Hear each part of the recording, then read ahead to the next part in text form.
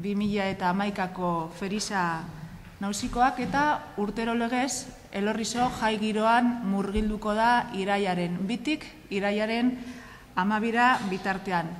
Elorrizoko futbolariak neskak izango dira aurten txupinerak. Zergatik? Eurek liga irabazi dutelako bigarren lurralde dibizioan eta liga irabazteaz gain kategoriaz igotzea ere lortu dute. Esan behar dut, niretako aurtengo jai hauek berezizak direla, izan ere lehengo aldiz alkatea nazelako eta lehengo aldiz biziko ditudalako jaisak kargu honekin. Eta aitortu behar dut, baita ere emakumea naizen aldetik poz handiz hartzen dodala jai hauetan emakumeok izango dugun presentzia. Zergatik?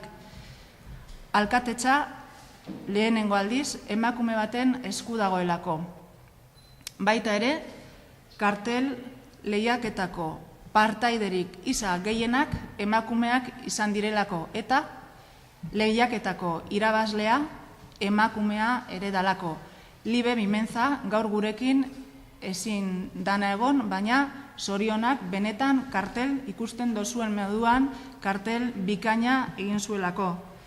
Eta emakumeon presentzia ere importantea esan dodan moduan aurten txupinerak, arduradunak, Elorrizoko futbol taldeko neskak izango direlako. Eta programazio hau guk bizkatxo bat 3 oinarritan banatzen dugu, bat izango da bera programa bera, bigarrena da programa hau gauzatu duten pertsona guztiak, bizkatxo bat anak aipatu ditu, eta 3. zutabe izango litzateke herritarrok, programa hau disfrutatuko duguno. Lehenengo oinarriarekin hasita, programari dagokionez, zapatuan, irailak 3, arratsaldeko 8etan, futboleko Club Deportivo Elorriko neska botako dute txupina, parte hartzea izan da, fiesta partizipatiboak egitea izan da jai hauen helburua, eta horren inguruan badagoz 2 ekitaldi nagusi programaturik. Bata izango da astelena 5ean, kuadrilen eguna izaten dena, eta hasiko da horralatzekoan egiten den baskariarekin.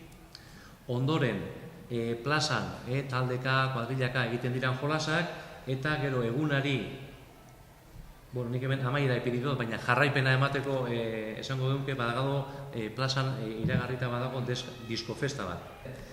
Eta bigarren ekintza horrela gidatua izango litzateke irailak 10ean zapatuan sukalki egunean ospatuko dana.